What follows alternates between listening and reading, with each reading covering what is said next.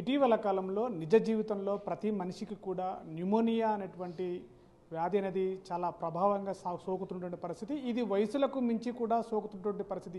ఇది చిన్న నుంచి పెద్దవాళ్ళ వయసులకు తగ్గట్లుగానే ఇది న్యూమోనియా వ్యాపిస్తున్న పరిస్థితి. ప్రస్తుతం ఉన్నటువంటి మోంతా తుఫాన్ వల్ల వాతావరణంలో అనేక మార్పులు రావడంతో కూడా చలికాలం ప్రారంభమవుతున్నటువంటి దశలోపల కూడా న్యూమోనియా ఎక్కువగా వ్యాపిస్తున్న పరిస్థితి నేపథ్యంలోనే ప్రస్తుతం మనకి మహబూబ్నగర్ జిల్లా ప్రభుత్వ ఆసుపత్రి సూపరింటెండెంట్ గారు ప్రస్తుతం మనతో ఉన్నారు. వారితో మాట్లాడి న్యూమోనియా గురించి మరిన్ని విషయాలు తెలుసుకునే ప్రయత్నం చేద్దాం.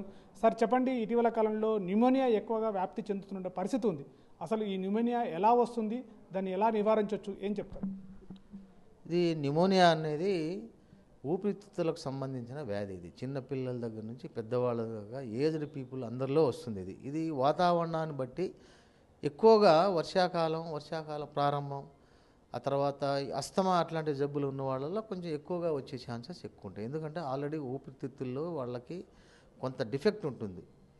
ఈ కొంచెం తేమ శాతం ఎక్కువైనా, ఈ చల్లని గాలులు వీచినా బ్యాక్టీరియా అనేది వాళ్ళలో తొందరగా స్ప్రెడ్ అయ్యి న్యూమోనియా అనేది డెవలప్ అవుతుంటుంది. చిన్నపిల్లల్లో అయితే ఈ ఊపిరితిత్తుల్లో నిమ్ము అంటే అంత ఒక ఉబ్బి ఒక కలెక్షన్ లోపల తెమ్మడం అలాంటిది లోపల జమ అయిపోవడం వలన శ్వాసక్రియ సాఫ్గా సాగకపోవడం, వాళ్ళకి కావాల్సినంత ఆక్సిజన్ సరిపోవడంలో శ్వాస ప్రక్రియ పెరుగుతుంటుంది రేటు. అది చిన్నపిల్లలు కావచ్చు, పెద్దవాళ్ళు అందరిలో. సో కడుపు లోపల గుంజడం, పక్కటెముటల లోపల గుంజడం అనేది చిన్నపిల్లల్లో కామన్. అది ఈ వైరల్ న్యూమోనియా అంటారు, బ్యాక్టీరియల్ న్యూమోనియా, రెండు రకాలు ఉంటాయి. అది చిన్నపిల్లలైనా పెద్దయినా వైరల్గా బ్యాక్టీరియాలా వచ్చేది, వైరల్ వల్ల వచ్చేది, రకరకాల కారణాలు ఉంటాయి దానిలో. సో న్యూమోనియా అనేది మనం సకాలంలో గుర్తించి దానికి చికిత్స చేయకపోతే చాలా ప్రమాదం. చిన్నపిల్లలకు మరణాలు కూడా జరుగుతుంటాయి. ఒకప్పుడు న్యూమోనియా వల్ల మరణాల రేటు చాలా ఎక్కువగా ఉండేది, ఇప్పుడు చాలా తగ్గింది. ఉన్న రకరకాల మన వైద్య సౌకర్యాలు సదుపాయాలు అందుబాటులోకి రావడం వల్ల దాన్ని ముందుగానే గుర్తించి దానికి తగిన చికిత్స చేయడం వల్ల చిన్నపిల్లల్లో కానీ అలాగే పెద్దవాళ్ళలో కానీ న్యూమోనియా అనేది చాలా గ్రాస్ట్గా తగ్గిపోయింది. అంత ప్రమాద బారిన పడడం కూడా తగ్గిపోయింది. అంటే ఎక్కువ శాతము న్యూమోనియా అనేటువంటిది ఏ వయసు వారికి ఎక్కువగా సోకుతుంది? ఆ దశల వారీగా వచ్చినటువంటి వాళ్ళకి కూడా ఎలాంటి జాగ్రత్తలు తీసుకుంటే బాగుంటుంది? ఇది న్యూమోనియా అనేది మామూలుగా చిన్నపిల్లల్లో వస్తుంది ఎక్కువగా. అట్లాగే ఈ ఏజ్డ్ పీపుల్లో కూడా మోస్ట్ కామన్. అది హెల్తీగా ఉండే ఈ మధ్య వయస్సు యంగ్ పీపుల్లో కొంచెం తక్కువ ఉంటుంది. ఈ యంగ్ ఉన్న వాళ్ళలో వచ్చేందంటే ఇన్ఫెక్షన్ సోకినప్పుడు వస్తుంది. వీళ్ళల్లో స్వతహాగా ఏంటంటే శరీరంలో రోగ నిరోధక శక్తి తగ్గిపోయి రకరకాల ఈ కారకాలు ఉంటాయి కదా, ఇప్పుడు చలిగాలులు, వర్షం తడిసిపోవడము, లేకపోతే డస్ట్, దుమ్ము, ధూళి, ఇవన్నీ కూడా ఒక ఫ్యాక్టర్. ఊపిరితిత్తుల యొక్క ఫంక్షనింగ్ కెపాసిటీని తగ్గించడానికి ఇవన్నీ ఒక కారకాలు. ఇట్లాంటి వాటికి ఎవరైతే ఎక్కువ ఎక్స్పోజ్ అవుతారో వాళ్ళల్లో మోస్ట్ కామన్. చిన్నపిల్లల్లో బ్యాక్టీరియల్ ఇన్ఫెక్షన్. చిన్నపిల్లలు ఇప్పుడు ఏంటంటే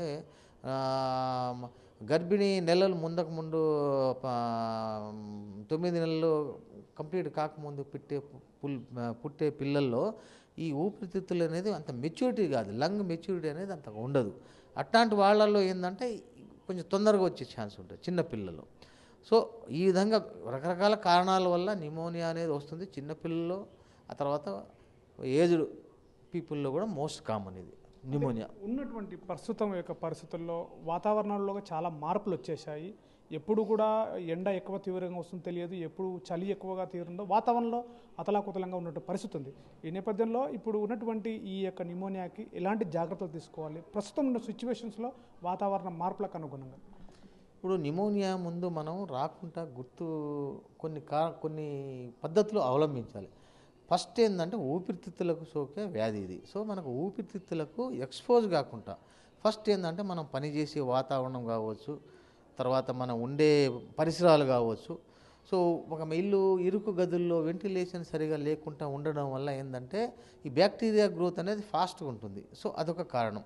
ఈ దుమ్ము, ధూళి, తర్వాత ఈ తేమ గాలులు, అట్లాంటి ఎండాకాలంలో అయితే వడగాలు, ఇట్లాంటి వాతావరణం ఇవన్నీ కూడా ఊపిరితిత్తుల్లో ఒక రకమైన శ్వాస ప్రక్రియలో లోపాన్ని కలిగించే కారకాలు.